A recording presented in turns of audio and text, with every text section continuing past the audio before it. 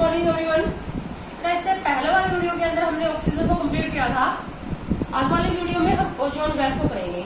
Oxygen gas और ozone gas दोनों की डिटेल है। ओजोन गैस, ओजोन और ऑक्सीजन दोनों ही ऑक्सीजन एलिमेंट के एलोट्रोप है। मतलब जो ऑक्सीजन एलिमेंट है वो नेचर के अंदर किसी भी एलिमेंट की जो प्यूरेस्ट फॉर्म है वो जितनी भी फॉर्म में एग्जिस्ट करती है, तो ऑक्सीजन की फॉर्म में और ओजोन की फॉर्म में एग्जिस्ट करती है ऑक्सीजन एलिमेंट नेचर के अंदर। तो दोनों ही क्या है, ऑक्सीजन एलिमेंट के एलोट्रोप्स हैं। बट फर्क ये है कि ये जो ओजोन गैस है ये लिथोस्फीयर में इसकी फॉर्मेशन नहीं होती। इसकी जो फॉर्मेशन होती है वो सबको पता है स्ट्रेटोस्फीयर में होती है। स्ट्रेटोस्फीयर में ये नेचुरली अपने आप बनता रहता है और घटता रहता है। एक नेचुरल साइकिल जो है ओजोन साइकिल वो चलती रहती है। तो लिथोस्फीयर में ये अपने आप ओजोन नहीं बनती, यानी कि लिथोस्फीयर में यहाँ से लगभग 25 किलोमीटर तक इसकी जो कंसंट्रेशन है वो बहुत कम है। लेकिन स्ट्रेटोस्फीयर में इसकी फॉर्मेशन अपने आप होती रहती है अबाउट 25 किलोमीटर के ऊपर, जिसको स्ट्रेटोस्फीयर या ओजोनोस्फीयर भी बोलते हैं। अब सबको पता है एक प्रोटेक्टिव लेयर बनाता है ये ओजोन गैस ने एक प्रोटेक्टिव लेयर बना रखी है, क्योंकि ये यूवी रेडिएशंस को अर्थ के ऊपर पहुंचने से रोकता है। लेकिन जो ह्यूमन एक्टिविटी हो रही है उनकी वजह से इसमें ये खत्म होती जा रही है, इसमें डेप्लीशन होता जा रहा है। ओजोन होल जैसे 11th क्लास में आपने एनवायरमेंटल केमिस्ट्री में डिटेल से ये टॉपिक पढ़े होंगे। तो बेटा क्या हो रहा है, लिथोस्फीयर में इसकी अपने आप फॉर्मेशन नहीं होती, तो इसको आर्टिफिशियली बनाया जाता है। ऑक्सीजन गैस से ही इसको आर्टिफिशियली बनाया जाता है। जिस अपरेटस में ओजोन गैस को ऑक्सीजन गैस से ओजोन गैस को बनाया जाता है उसको बोलते हैं ओजोनाइजर। ओजोनाइजर में बनाया जाता है। तो अपरेटस क्या लेते हैं, ओजोनाइजर। ओजोनाइजर यूज करते हैं। ओजोनाइजर एक यू शेप ट्यूब होती है, हमें ज्यादा उसके बारे में जानने की जरूरत नहीं है। क्या हो रहा होता है कि जो ऑक्सीजन है वो कन्वर्ट हो जाती है ओजोन में। इसके लिए जो रिक्वायरमेंट है वो क्या होगी, इस तरह से इसको हम बैलेंस कर ले। यहाँ पर इसकी जो ओजोन की जो फॉर्मेशन है वो एंडोथर्मिक है, एंडोथर्मिक नेचर की है, क्योंकि इसकी जो डेलएच होती है वो पॉजिटिव होती है और पॉजिटिव लगभग 142 किलोजूल पर मोल होती है। मतलब 1 मोल ओजोन गैस अगर बनती है तो 142 किलोजूल एनर्जी की रिक्वायरमेंट होगी। यानी कि इसकी एंथैल्पी ऑफ फॉर्मेशन क्या है, एंडोथर्मिक। जिन कंपाउंड के बनते दौरान एनर्जी देनी पड़ती है, इसका मतलब जो ऑक्सीजन ओजोन में कन्वर्ट हुई है तो एनर्जी अब्सॉर्ब हुई है, और जिन सब्सटेंस के बनते दौरान एनर्जी अब्सॉर्ब होगी इसका मतलब वो सब्सटेंस एनर्जेटिक होंगे। और जो सब्सटेंस एनर्जेटिक होते हैं वो क्या होते हैं, लेस स्टेबल या अनस्टेबल होते हैं। तो जिस सब्सटेंस की enthalpy of formation endothermic nature की होती है वो क्या होते हैं, अनस्टेबल होते हैं। अनस्टेबल अगर होगा तो इसको जैसे ही थोड़ी सी भी हीट मिलेगी, अगर इसको थोड़ी सी भी हीट एनर्जी मिल जाएगी तो ये वापस क्या हो जाएगा, टूट जाएगा। ओजोन ऑक्सीजन और नेसेंट ऑक्सीजन में टूट जाएगा ये। तो इसीलिए यहाँ पर एक इम्पोर्टेंट क्वेश्चन बनता है, साइलेंट इलेक्ट्रिक डिस्चार्ज दिया जाता है। इस ओजोनाइजर में ऑक्सीजन गैस को ओजोन में कन्वर्ट करने के लिए यहाँ पर क्या होगा, silent electric discharge. Silent electric discharge यानी कि डीसी करंट देते हैं हम। साइलेंट इलेक्ट्रिक डिस्चार्ज यानी कि जहां पर हीट प्रोड्यूस ना हो। इलेक्ट्रिक करंट देंगे, डीसी करंट देंगे, हीट प्रोड्यूस नहीं होगी। क्योंकि अगर हीट प्रोड्यूस हुई तो हीट को लेकर ओजोन, क्योंकि इसकी एंथैल्पी ऑफ फॉर्मेशन एंडोथर्मिक है, ये अनस्टेबल है, ये डिकम्पोज हो जाएगा और ऑक्सीजन में कन्वर्ट हो जाएगा। तो क्वेश्चन अगर तुमसे पूछ लिया जाए, why silent electric discharge is provided during the formation of ozone with the help of oxygen in ozoniser, because the enthalpy of formation of ozone is endothermic in nature, so it is unstable. If it getting the heat, then it decompose to convert into oxygen. Silent electric discharge DC current इसको दिया जाता है। Question यहाँ पर हमारा complete हो जाता है। उसके बाद जो नेक्स्ट क्वेश्चन है, अच्छा यहाँ पर जो ऑक्सीजन जो 100% ओजोन में कन्वर्ट नहीं होती, लगभग यहाँ पर 10% ही ओजोन कर पाती है।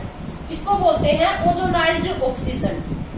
ओजोनाइज्ड ऑक्सीजन बोलेंगे क्योंकि इसमें लगभग 90% ऑक्सीजन पड़ी होगी। फिर इनको सेपरेट किया जाता है, प्यूरिफाई किया जाता है। दोनों का बॉइलिंग पॉइंट अलग अलग है तो फ्रैक्शनल डिस्टिलेशन से सेपरेट कर लेते हैं। तो ओजोनाइज्ड ऑक्सीजन के नाम से इसको जाना जाता है। उसके बाद अब हमारे पास नेक्स्ट क्वेश्चन क्या बनता है कि ऑक्सीजन एक पावरफुल ऑक्सीडाइजिंग एजेंट है। हमें इसकी ऑक्सीडाइजिंग रिएक्शन ही ज्यादातर लेनी है। पावरफुल ऑक्सीडाइजिंग एजेंट है, तो सबसे पहले हमारे पास क्वेश्चन बनेगा कि ओजोन जो है वो पावरफुल ऑक्सीडाइजिंग एजेंट क्यों है। फिर उसकी ये जो ऑक्सीडाइजिंग जो प्रॉपर्टी है, किस किसका ऑक्सीडेशन करता है, मेटल नॉन मेटल कंपाउंड्स, तो कंप्लीट करने आ सकते हैं ओजोन के साथ। किसी भी में कोई भी मेटल नॉन मेटल या कंपाउंड देंगे तो क्या रिएक्शन होगी, तो ये हम करेंगे। ठीक है, पावरफुल ऑक्सीडाइजिंग एजेंट है ओजोन। फ्लोरीन है सबसे पावरफुल ऑक्सीडाइजिंग एजेंट। अगर एलिमेंट्स में से देखा जाए तो फ्लोरीन की सबसे हाई रिडक्शन पोटेंशियल होने की वजह से पावरफुल या हाई इलेक्ट्रोनेगेटिव होने की वजह से पावरफुल ऑक्सीडाइजिंग एजेंट है फ्लोरीन। दूसरे नंबर पर आता है ozone, second most powerful oxidising agent. तो अब क्वेश्चन हमसे ये पूछा जाएगा, why ozone act as a powerful oxidising agent. Why ozone act as powerful oxidising agent. Powerful oxidising agent क्यों है ये बहुत ही इंपॉर्टेंट क्वेश्चन है। अब O3 जब O2 में कन्वर्ट होता है, ये जो प्रोसेस है, जस्ट अब जो ऑक्सीजन से ओजोन बनाई थी उसकी रिवर्स प्रोसेस है। अगर एक प्रोसेस एंडोथर्मिक होती है तो उसकी रिवर्स प्रोसेस एक्सोथर्मिक होगी। ये जो प्रोसेस है ये एक्सोथर्मिक है। इसकी जो डेल एच होगी वो कितनी हो जाएगी, वहां पर अगर 142 हीट एनर्जी देनी पड़ रही थी तो यहाँ पर क्या हो जाएगी, -142 किलोजूल पर मोल हीट एनर्जी रिलीज हो जाएगी। यानी कि इसकी डेल एच जो है वो क्या है, नेगेटिव है। यानी कि ओजोन जब ऑक्सीजन में कन्वर्ट होगा तो डेल एच कैसा आएगा, नेगेटिव आएगा। अच्छा, डेल एच नेगेटिव है और एंट्रोपी क्या हो रही है, एंट्रोपी। अगर किसी प्रोसेस के दौरान गैस के मोल बढ़ जाते हैं तो एंट्रोपी इंक्रीज हो जाती है। यहाँ पर गैस के जो मोल है वो 2 है और यहाँ पर गैस के मोल क्या है, 3 है। यानी कि जब ओजोन ऑक्सीजन में कन्वर्ट होती है तो गैस के जो मोल है वो क्या है, इंक्रीज हो रहे हैं। इंक्रीज हो रहे हैं तो डेल एच कैसी है, एंट्रोपी कैसे आएगी, पॉजिटिव। डेल एच इस प्रोसेस की डेल एच नेगेटिव है और डेल एच क्या है, पॉजिटिव। और जो हमारी गिब्स फ्री एनर्जी होती है डेल जी गिब्स इक्वेशन क्या होती है, del H minus T del S. जिस प्रोसेस की डेल जी नेगेटिव होती है वो प्रोसेस क्या होती है, स्पॉन्टेनियस, अपने आप हो जाती है। जिन प्रोसेस की डेल जी नेगेटिव होगी वो प्रोसेस क्या होगी, स्पॉन्टेनियस, अपने आप हो जाएगी बिना किसी एनर्जी दिए। तो डेल एच नेगेटिव, अब डेल एच नेगेटिव होगा तो डेल जी को क्या बना रहा है, नेगेटिव। और यहाँ पर डेल एच की वैल्यू पॉजिटिव है तो पॉजिटिव नेगेटिव मिलकर ये वैल्यू भी क्या हो जाएगी, नेगेटिव। सो हम ये कह सकते हैं कि del H and del S both factor, entropy and enthalpy both factor make del G negative और both factor favor this process. You can say that enthalpy and entropy both factor make del G more negative and make process spontaneous.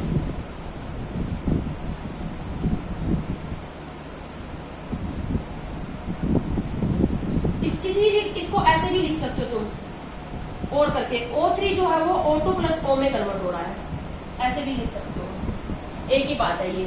O3 का O2 plus O में convert होना या O3 जो है वो 3O2 में convert हो जाएगी। तो डेल H और डेल S इस इक्वेशन को लिखेंगे आप जरूर अगर ये क्वेश्चन आता है तो। ओजोन पावरफुल ऑक्सीडाइजिंग एजेंट क्यों, यानी कि ओजोन अनस्टेबल है, कन्वर्ट हो जाएगा किसमें, ऑक्सीजन, और साथ में जब ओजोन ऑक्सीजन में कन्वर्ट होगा तो नेसेंट ऑक्सीजन रिलीज करेगा और ये नेसेंट ऑक्सीजन ही दूसरे सब्सटेंस को मिलेगी। खुद तो ऑक्सीजन में कन्वर्ट हो जाएगा, साथ में नेसेंट ऑक्सीजन रिलीज करेगा, वो नेसेंट ऑक्सीजन दूसरे सब्सटेंस का क्या करेगी, ऑक्सीडेशन करेगी। ये जो प्रोसेस है ये क्या है, ये हाईली स्पॉन्टेनियस प्रोसेस है। ओजोन अपने आप किस में कन्वर्ट हो जाता है, ऑक्सीजन में, प्लस नेसेंट ऑक्सीजन रिलीज करता है क्योंकि ये स्पॉन्टेनियस प्रोसेस है, क्योंकि इसकी डेल जी नेगेटिव है। डेल जी नेगेटिव होने का कारण क्या है, एंथैल्पी नेगेटिव और एंट्रोपी पॉजिटिव। दोनों एंथैल्पी और एंट्रोपी फैक्टर जो है वो इस प्रोसेस को स्पॉन्टेनियस बना रहे हैं, इसलिए ये पावरफुल ऑक्सीडाइजिंग एजेंट है। जब हमने इस क्वेश्चन को कर लिया कि ये पावरफुल ऑक्सीडाइजिंग एजेंट है, अब हम इसकी वो रिएक्शन लेंगे जिसमें ये ऑक्सीडाइजिंग एजेंट का काम कर रही है। जिसमें ये दूसरे सब्सटेंस का ऑक्सीडेशन कर रही है। अब आपको हर सब्सटेंस की ऑक्सीडाइज्ड फॉर्म याद होनी चाहिए, वो ऑक्सीडाइजिंग एजेंट डिसाइड नहीं करेगा। तो सबसे पहले हम इसकी रिएक्शन ले लेते हैं कंपाउंड्स के साथ। ओजोन की रिएक्शन लेंगे। सबसे पहले हम ऑक्सीडेशन ऑफ कंपाउंड ले लेते हैं।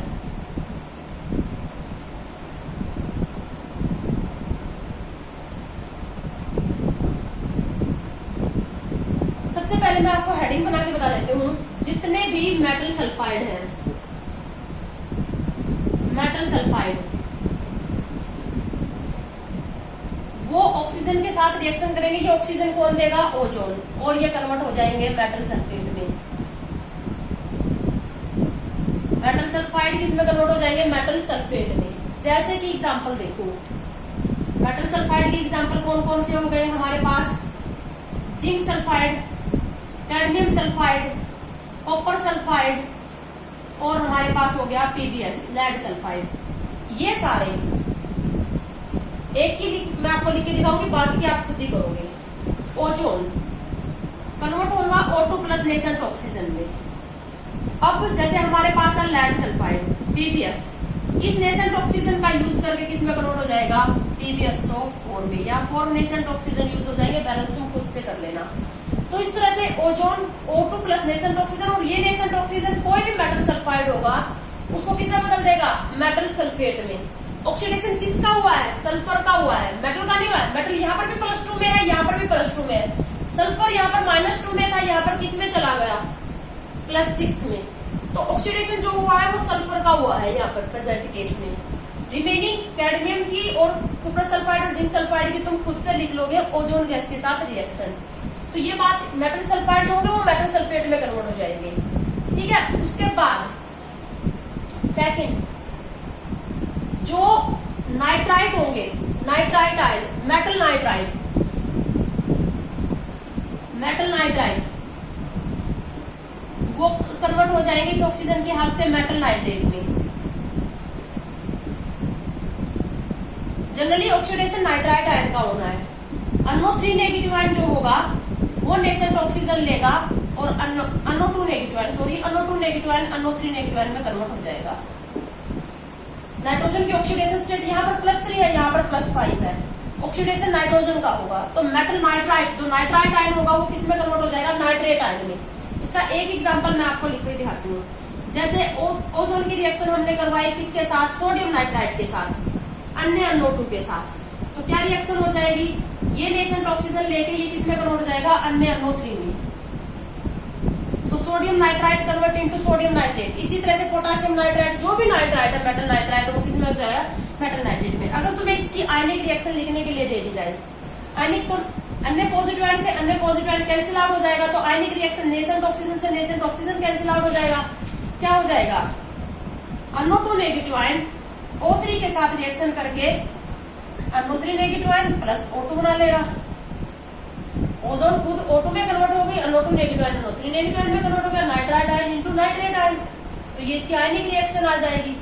ये दो बातें आपको याद रखनी है। हम पहले कंपाउंड के साथ रिएक्शन कर रहे हैं। अब उसके बाद थर्ड, जो मेटल, जो हेलोजन एसिड होते हैं, थर्ड, हेलोजन एसिड की ऑक्सीडाइज्ड फॉर्म हेलोजन होती है। तो जो HX होंगे, halogen acid, HCl, HBr, HI, जो हेलोजन एसिड होंगे वो नेसेंट ऑक्सीजन की हेल्प से H2O प्लस H2 में कन्वर्ट हो जाएंगे, हेलोजन में कन्वर्ट हो जाएंगे। HCl किस में कन्वर्ट हो जाएगा? क्लोरीन गैस में। HBr Br2 में। HI किस में कन्वर्ट हो जाएगा? I2 में। एक रिएक्शन मैं आपको दिखा रही हूँ। जैसे हमें HCl के साथ ओजोन की रिएक्शन लिखनी है, तो ozone O2 plus O plus HCl। अब HCl क्या करेगा? इस नेसेंट ऑक्सीजन के हाफ से किस में कन्वर्ट हो जाएगा? H2O plus Cl2। यहाँ 2 HCl ले लोगे तो H2O प्लस Cl2 बन जाएगा। ओवरऑल करके लिख लो, नेसेंट ऑक्सीजन से नेसेंट ऑक्सीजन कैंसिल आउट हो जाएगा। 2 HCl प्लस O3 से क्या बन जाएगा? H2O Cl2 plus O2। इसी तरह से HBr होगा तो H2 और Br2 HI होगा तो क्या हो जाएगा H2 एंड I2। तो हेलोजन एसिड की ऑक्सीडाइज्ड फॉर्म क्या होती है, क्योंकि हेलोजन एसिड में ये -1 ऑक्सीडेशन स्टेट में होता है और यहाँ पर क्या होता है H0 में, तो हेलोजन एसिड की ऑक्सीडाइज्ड फॉर्म क्या होगी, हेलोजन होगी। तो ओजोन के साथ सभी हेलोजन एसिड रिएक्ट करके किस में बदल जाएंगे, हेलोजन में कन्वर्ट हो जाएंगे। ये थी कुछ कॉमन बात। अब कुछ पर्टिकुलर कंपाउंड ले लेते हैं। पर्टिकुलर कंपाउंड में अब हमारे पास, जैसे हमारे पास पोटासियम आयोडाइड है, तो पोटासियम आयोडाइड ये बहुत इंपॉर्टेंट है। पोटासियम आयोडाइड की ओजोन के साथ रिएक्शन, तो रिएक्शन क्या होगी, O2 + O। अब ये जो पोटासियम आयोडाइड लिया है, हमें पता है कि आयोडीन यहाँ पर भी -1, जैसे HI के अंदर आयोडीन -1 है, I2 में जाता है, तो पोटासियम आयोडाइड में भी तो पॉजिटिव नेगेटिव -1 ऑक्सीडेशन स्टेट में है। तो पोटासियम आयोडाइड नेसेंट ऑक्सीजन और वाटर के हेल्प से किसमें कन्वर्ट हो जाएगा, जो K पॉजिटिव है वो OH नेगेटिव आयन से क्या बना लेगा, KOH, और I नेगेटिव आयन क्या बना लेगा, I2। तो KOH और I2 बन जाएगा यहाँ पर। इसको बैलेंस करने के लिए हमारे पास क्या है, यहाँ पर ये मैं 2 लगा देती हूँ, क्योंकि आयोडीन 2 निकला हुआ है, तो आयोडाइड आयन मुझे यहाँ पर 2 चाहिए, तो 2 KOH हो जाएगा और I2 हो जाएगा। देखो बैलेंस है क्या। अब हमारे पास टोटल यहाँ पर ऑक्सीजन कितनी है, 2 है, ऑक्सीजन यहाँ पर भी 2 है, हाइड्रोजन 2 है, हाइड्रोजन यहाँ 2 है, 2 पोटासियम और 2 आयोडाइड है। तो ये इक्वेशन ओवरऑल हमारे पास होगी बैलेंस। अब हम इसको नेसेंट ऑक्सीजन को नेसेंट ऑक्सीजन से कैंसिल आउट कर दे, तो हमारे पास क्या हो गया, O3 + 2Ki + H2O से क्या बन गया, 2KOH + I2 + O2, ये बन गया। अगर इसके आयनिक इक्वेशन लिखनी हो तो आयनाइज तो हम इसी को करेंगे, 2K पॉजिटिव आयन इधर भी है, 2K पॉजिटिव आयन इधर है, ये कैंसिल आउट हो जाएगा। तो हम क्या लिख सकते हैं, O3 + आयोडाइड आयन + H2O से क्या बन जाएगा, 2OH negative ion + I2 + O2। OH negative ion present होने की वजह से मीडियम कैसा बन गया, अल्केलाइन मीडियम बन गया। इस रिएक्शन की इंपॉर्टेंस है बहुत, ये इंपॉर्टेंट रिएक्शन है। इस रिएक्शन की क्या इंपॉर्टेंस है, तुमसे क्वेश्चन पूछा जाएगा, how we estimate ozone quantitatively. हमारे पास, क्योंकि जो ओजोन है, मैंने अभी आपको बताया ओजोन प्योर नहीं होती, ओजोन और ऑक्सीजन गैस का मिक्सचर होता है। तो जैसे हमें अगर टोटल 5 मोल दे दिए जाए, जितने भी x मोल दे दिए जाए, उसमें ओजोन की कितनी कंसंट्रेशन है, ओजोन के कितने मोल है, ओजोन की पर लीटर में क्या कंसंट्रेशन चल रही है, तो ओजोन गैस कितनी है, ओजोन गैस का क्वांटिटेटिव एस्टिमेशन करने के काम आती है ये रिएक्शन। तो तुमसे क्वेश्चन पूछा जाएगा, how ozone gas is estimated quantitatively. Ozone gas का क्वांटिटेटिव एस्टिमेशन इसी रिएक्शन से किया जाता है। क्या करेंगे, हमारे पास जो ओजोनाइज्ड ऑक्सीजन होगी, यानी कि उसमें ऑक्सीजन जो ओजोन होगी, वो ओजोन की हम उस ओजोन की रिएक्शन हम किसके साथ करवाएंगे, पोटासियम आयोडाइड का एक्वस सॉल्यूशन बनाएंगे। पोटासियम आयोडाइड का जो एक्वस सॉल्यूशन होगा उसमें से ओजोन गैस का जो ओजोन गैस और ऑक्सीजन गैस का जो मिक्सचर होगा उसको पास करेंगे। अब ऑक्सीजन तो यहाँ रिएक्ट करेगी नहीं, या रिएक्ट कौन करेगा, ओजोन ही करेगा। तो ओजोन और ऑक्सीजन गैस का जो मिक्सचर होगा उसको पोटासियम आयोडाइड के एक्वस सॉल्यूशन में से पास करेंगे। तो ओजोन क्या करेगी, ओजोन KI को आयोडाइड आयन को, ओजोन आयोडाइड आयन को किसमें बदल रही है, आयोडीन में। और इस बैलेंस्ड इक्वेशन से हमें ये पता चल रहा है कि 1 मोल ओजोन से 1 मोल आयोडीन बन रहा है। तो अगर हमें किसी तरीके से ये पता चल जाए कि हमारे पास यहाँ रिएक्शन मिक्सचर में कितने मोल आयोडीन बना है, यानी कि पर लीटर में कितने मोल आयोडीन है, यानी कि आयोडीन की कंसंट्रेशन अगर हमें पता चल जाए तो ओजोन की कंसंट्रेशन हम पता लगा सकते हैं। देखो इस बैलेंस्ड इक्वेशन को, अगर यहाँ पर इसकी कंसंट्रेशन 1 मोलर है तो इसकी कंसंट्रेशन भी 1 मोलर होगी, क्योंकि 1 मोल ओजोन से 1 मोल आयोडीन लिबरेट आउट हो रहा है। तो अगर हम किसी तरीके से आयोडीन की कंसंट्रेशन पता लगा ले तो ओजोन की कंसंट्रेशन पता लगाई जा सकती है। रिएक्शन मिक्सचर में से किसी पर्टिकुलर रिएजेंट की कंसंट्रेशन पता लगाने का जो सबसे इंपॉर्टेंट मेथड है वो है टाइट्रेशन। रिएक्शन मिक्सचर में, अब जैसे यहाँ पर ये रिएक्शन मिक्सचर है, इसमें बहुत सारे रिएजेंट पड़े हुए हैं, तो किसी पर्टिकुलर रिएजेंट की कंसंट्रेशन हम पता लगाने के लिए कौन सा एक्सपेरिमेंट करते हैं, टाइट्रेशन करते हैं। तो टाइट्रेशन करवाएंगे हम। तो यहाँ पर प्रेजेंट केस में आयोडीन की जो कंसंट्रेशन है वो पता लगाई जाती है, टाइट्रेशन करवाएंगे स्टैंडर्ड सॉल्यूशन हाइपो सॉल्यूशन के साथ। टाइट्रेशन में क्या होता है, एक सॉल्यूशन स्टैंडर्ड होता है जिसकी कंसंट्रेशन पता होती है। तो यहाँ पर जो स्टैंडर्ड सॉल्यूशन यूज करते हैं वो हम यूज करते हैं हाइपो सॉल्यूशन। हाइपो सॉल्यूशन किसको बोलते हैं? Sodium thiosulphate Na2H2O3 sodium thiosulphate का जो सॉल्यूशन है हम उसको यूज करेंगे,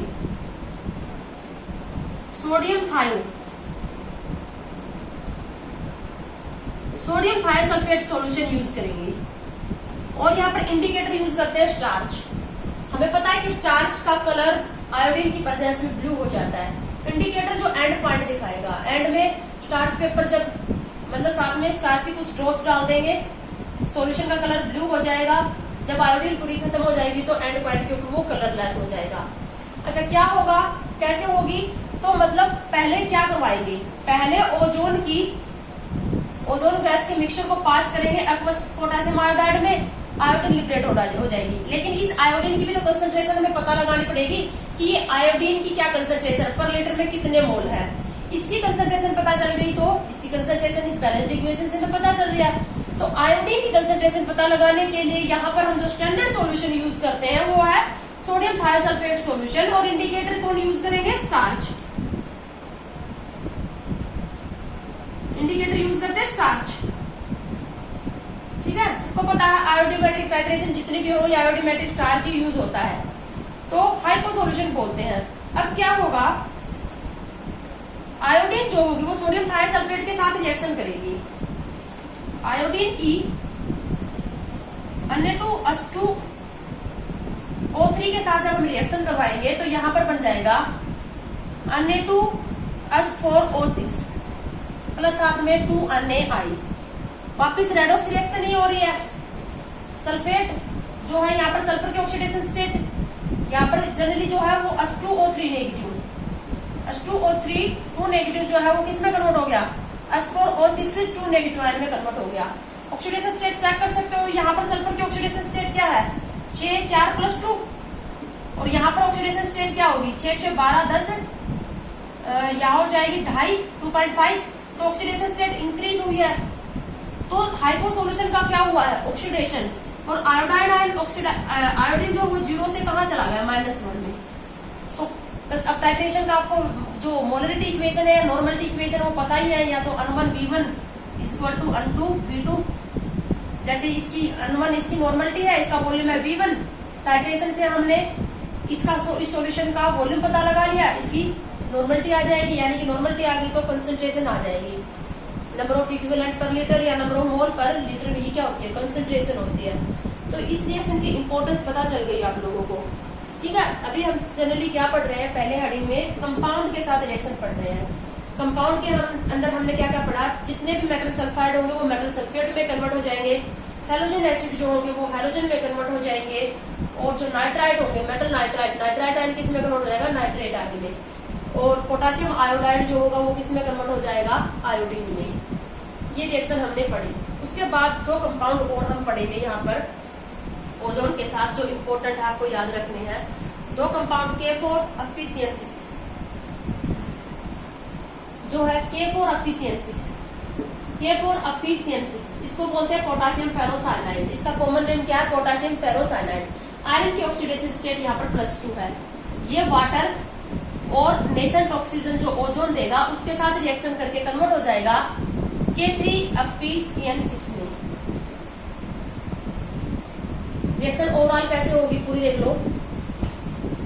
पहले O3 जो है वो किस में कन्वर्ट हो जाएगा? O2 + O में। ये रिएक्शन होगी K4 Fe6 H2 और से K3 Fe6 में कन्वर्ट हो जाएगा। यहाँ पर ये 2 लगा दो, यहाँ पर भी 2 लगा दो, प्लस साथ में 2KOH निकल जाएगा इसको बैलेंस करने के लिए। ठीक है, यहाँ पर 8 पोटेशियम है, यहाँ पर 6 और 2 8 पोटेशियम होगी। ये रिएक्शन होगी बैलेंस। तो पोटेशियम फेरोसाइनाइड, आयरन की ऑक्सीडेशन स्टेट यहाँ पर +2 है और यहाँ पर है +3। तो पोटेशियम फेरोसाइनाइड, पोटेशियम फेरो आपको याद रखनी है। फेरोसाइनाइड की ऑक्सीडाइज्ड फॉर्म क्या होगी? फेरिसाइनाइड। +2 से +3 पोटेशियम फेरोसाइनाइड किसमें कन्वर्ट हो गया? पोटेशियम फेरिसाइनाइड में।